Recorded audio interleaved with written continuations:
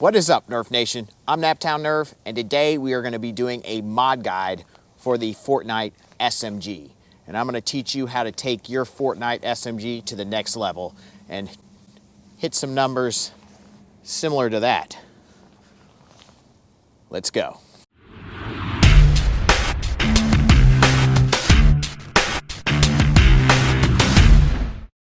All right, you guys, so to start out our mod guide for the Fortnite SMG, tactical SMG, we're gonna flip it over and take out the screws, and we'll first remove this magazine and put it aside. If you have batteries in your tray, you can go ahead and remove those first, probably a good idea. And then we'll remove all the screws, and you just want a number 0 screwdriver to do that. So let's just go for it.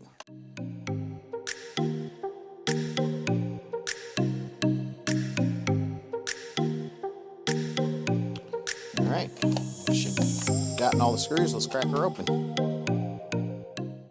All right, you may have noticed something a little different. We have all of our internals on the left side of the shell instead of the right side like we normally do. That being the case, all of our screws could fall out, so I'd recommend knocking them out if you left them in and making sure you keep track of all of them. They do look to all be the same size. All right, so this looks exactly like a strife, but mirrored to the other side. So that's pretty interesting. I actually have cracked this thing open already, and this is actually a strife cage geometry. That being said, it is mounted to the other side of the shell, so some strife cages will not work. Possibly all strife cages won't work. It's gonna be, we're gonna have to test it and see. Some of them won't work because the screw ports are supposed to actually go in the other way, so then they don't fit over the ports in the shell right, or they're not spaced the correct way to be lined up with your dart. So those are the two things that we need to figure out and see if we can find a cage that will work in here. But I'm sure 3D printed cages will be easily modified to work with this if people want to adapt those files, but metal cages may be a little more difficult. So we will take this thing out and we'll try to see what will work. So the screws for the motor cage are the same length as all the other screws, so no worries about mixing those up. We'll just set that up there. All these pieces are separate, as you probably imagined, so it's going to be really cool to paint this thing different colors, but we will probably have to do that in a different video as it's very cold out and not good weather for painting for me here. But let me go ahead and grab some cages and we'll see what works in here. All right, so I don't want to bore you guys too much about figuring out what cages work and what don't work. You know, if you just want to watch this just for the, you know, how to modify your blaster, how to rewire it, it's exactly like a strife. So if you know how to modify a stripe, you know how to modify this. It's just on the opposite side of the shell. So pretty straightforward. The trick obviously is getting a cage to fit properly in the shell, and even though it's a strife cage, because it's mounting on the other side of the shell, nothing that I have tested looks like it will work perfectly. OFP cages won't sit over the screw ports because they're just not big enough. That being said, where they sit seems to be close to the alignment that would be needed to line up with your magazine. So if you have like a little longer screws, probably, that looks very close. If you can see that, the dart guide looks to be centered pretty evenly there in between the magazine. So that spacing looks to be, you know, possibly a good option there, but it doesn't rest into the shell. So you would have to modify this file to be a really good option, obviously. But that isn't going to be too hard. I'm sure some people will do that with their files. This is another option, but it does seem to sit too far down. This is the Containment Crew Tsunami Cage. This is their metal version. They do have a 3D printed version, same sort of spacing issues, but it needs to be raised up a little bit up here. And the DRS cage actually does sit over the screw ports, but it's actually too far down. I did modify this a tad just so this would line up, But this does look like to be a possible option. If you just had a spacer, a small spacer to raise it up just a touch, I think this could work. You may need also longer screws to be ideal, but yeah, that is a possibility to work if you just somehow come up with a small spacer in here to raise this up a little bit. All right, so actually the OFP cage, if you screw it on, even with the screws that comes with, it seems pretty locked in there. And this possibly could work okay, even though it isn't really sitting over the screw ports. It just rests on top, and I mean, that's not that big a deal. I mean, this is basically working the same way. So when you have screws, if you went with a little longer screw, it'd probably be better, but this seems to be pretty solid, and the spacing actually somehow seems to be nearly perfect. I mean, it is very, very close, if not dead on, for whatever reason. I guess luck. But yeah, that might be the cage I go with for this, just because it seems to fit the best.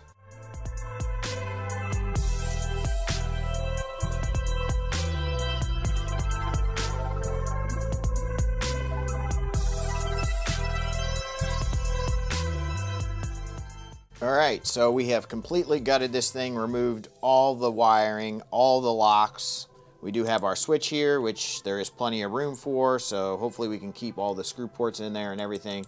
And we'll just use some epoxy, go old school with it, since I don't believe there's a 3D printed part yet to fit in there and sit a switch nicely. And then of course we'll have our XT60 connector, so we can run this thing off of a LiPo. So first things first though, we're going to flip this over and adapt the battery tray to fit a LiPo and see what can fit in there. Probably just the typical small 950 milliamp 2S LiPo should work nicely. It's a very small LiPo, and these are Fang revamp motors and should power that just fine. So we will have to remove these tabs here and the plastic parts, which should just pop right out, and then maybe do a little modification in there. So we'll go ahead and do that.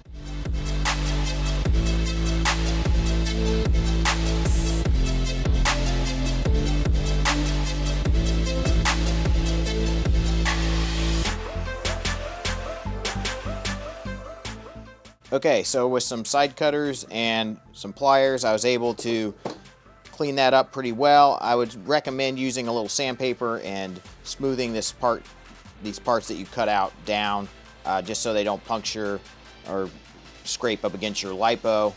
You don't want to puncture that, obviously, so that's just good practice. Make it look a little cleaner. You could even, sand off these battery, things if you really want to, but you really don't need a Dremel for this. It's actually better to not use a Dremel because it's kind of hard to get in there with a Dremel. This is what I go to all the time for this. And we will go ahead and grab our LiPo. We may have to modify the backside of this, but if it doesn't quite fit, if this bows out a little bit, just removing these ribs on this side will give you a little bit more room.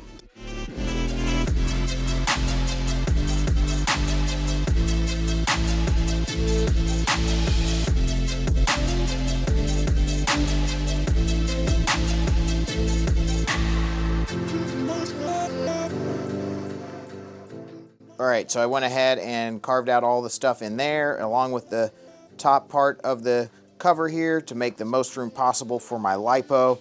And then I cut out this groove here with a little bit of an indentation down here, so this could hopefully slide up and in and lock in into a good spot so it doesn't interfere with anything. It is very, very tight and it's a little bit tricky, and we'll see how it goes once we actually have this thing wired up. But went ahead and put the XT60 connector on here so we could get a good idea of how it's going to feed through. Obviously the wires will have to be a little long and then push up in, and hopefully that doesn't interfere with our pusher in the end, but it is very tight, and I'll show you the reason why I left it that way in a second. But we'll get this in here. There we go. And then that will just sit right there, and then our cover can go on, and that is nice and flush. Very nicely done there. And then as you can see up in here, this should sit hopefully more in here. And I had it the first time I did it, it actually locked in, but that's right there and as far as you want it. You don't want it to get too much this way because it's going to interfere with your pusher. So as you can see, it's clear of that. if this comes out this way more, it would be interfering with that. So hopefully it stays there and doesn't have a problem. So hopefully that'll be good. And now we can wire this thing up.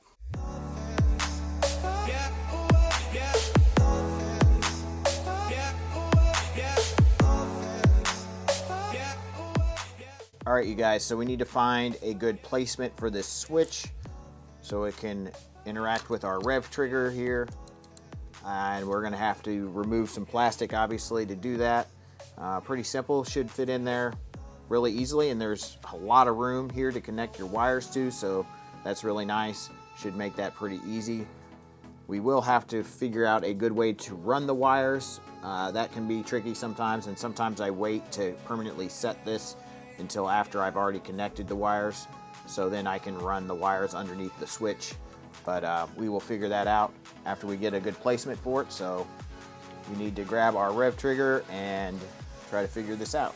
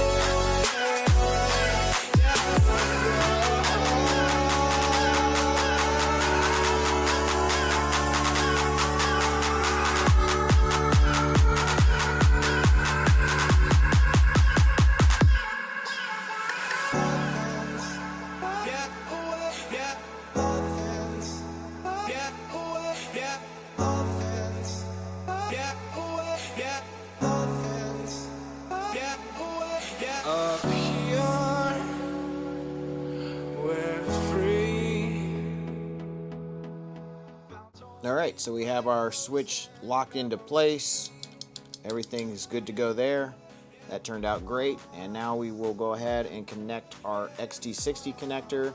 So I went ahead and loosened up this wire from its pathway. I have it cut perfectly to length, and we are going to solder it to the XT60 connector along with this strand of black wire. So we first need to put our heat shrink on there, and now we should be good to go.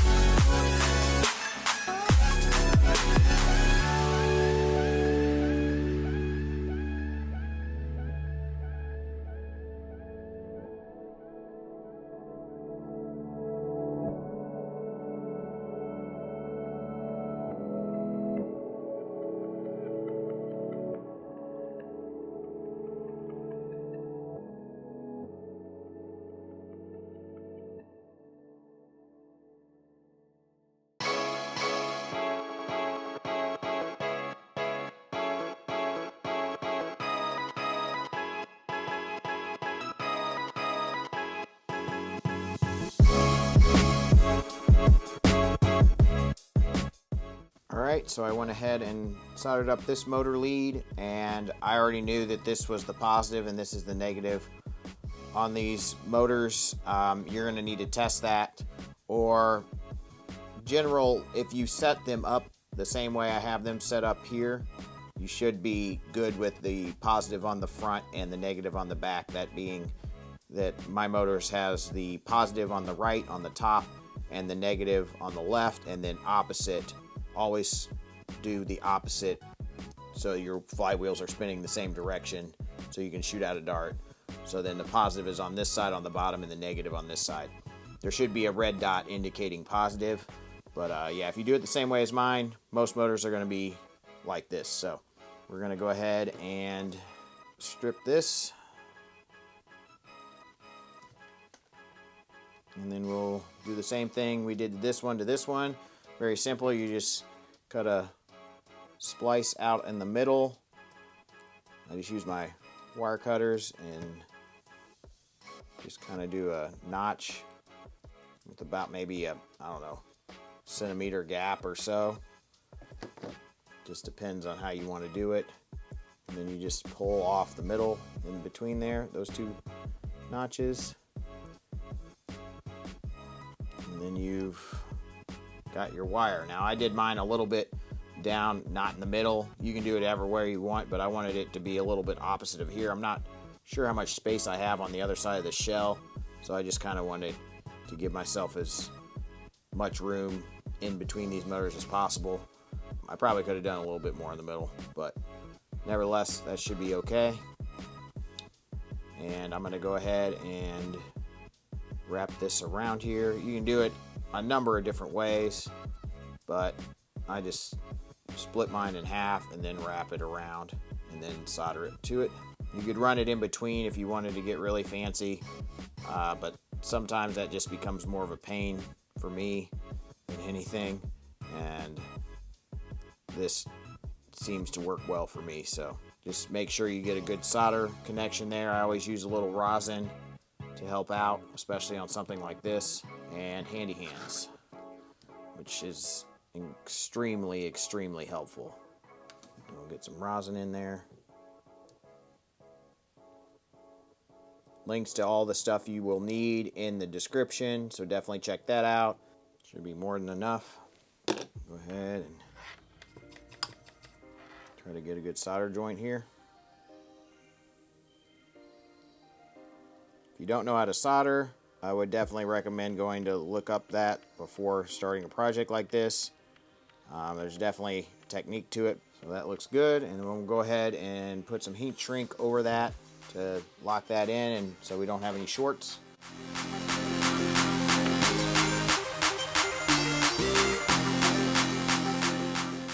Alright, so we should be good. We have nice flexibility in between our motor leads here. We don't want these to be super tight because there will be vibration and you could break these, so you want to give yourself some mobility there just in case, you know, something pushes on it or there's too much vibration.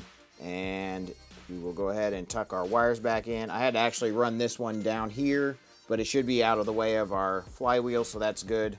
I kind of made the notches bigger than they were because obviously it's meant for much smaller wire. So I need to go ahead and put the front piece on here, and then we will solder up our switch, which is the last thing that we need to do, and we should be good to go.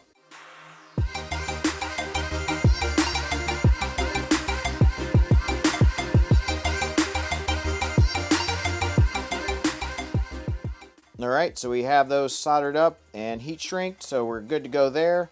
Pretty sure I mentioned this earlier, but if you're not sure how to wire up a one-switch semi-auto flywheel blaster, the power I connect to the common, and the normally open lead goes to your motors. So very simple. It doesn't get much easier than this setup, so pretty much any semi-auto Nerf blaster is going to be wired up that way with one switch. So let's go ahead and plug in our LiPo and make sure this works. If you are doing this for the first time, I would recommend testing with a 9-volt battery. It helps to have the other end of the XT60 connector, but if you don't, you could probably use some alligator clips and connect into there to test with like a 9-volt, and then just hook those alligator clips up to the positive and negative, and make sure your flywheels are spinning and spinning the right direction. But I've been doing this for a long time, so I'm pretty certain this will be fine. Go ahead and plug this in, and we'll make sure our LiPo fits, because that's probably the most difficult part of this, is making sure it fits with the XT60 connector, all like that.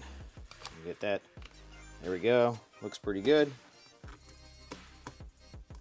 So that sits in there nicely. I may actually add some glue. Just as you can see, this is going to pop up, and we don't want that to happen, because when we put in all our parts, yeah, that's not going to be good. So we want to make sure all that is sitting down flush, because there is not much room there, especially with 16 gauge wire, for the pusher mechanism to work. So we'll go ahead and make sure this works.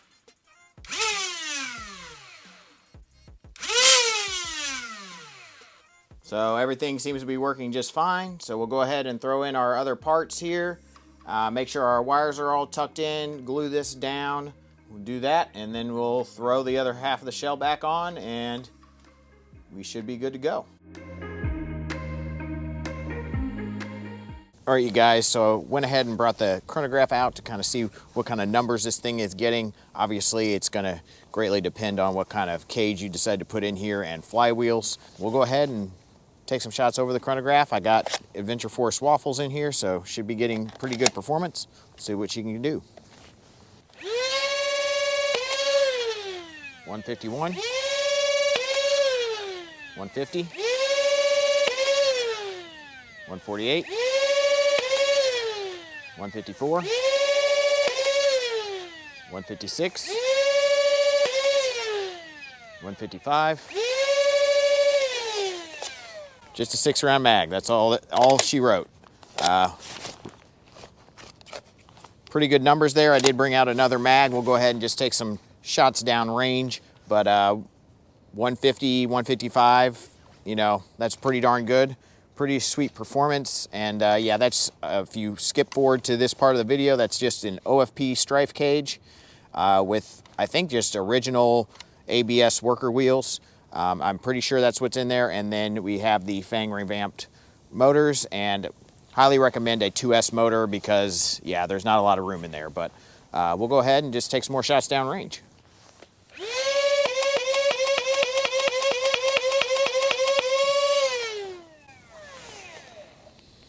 I think that baby purrs now. Hopefully you guys enjoyed this mod guide. Hopefully you found it helpful.